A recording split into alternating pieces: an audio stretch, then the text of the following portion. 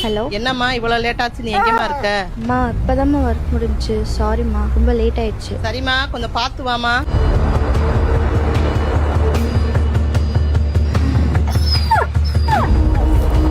சரிம்மா, நல்ல ஆப்பிள் அதாம்மா பார்த்து எடுத்துக்கிட்டு இருக்கேன். வேற எதுவும் வாங்குவோமா?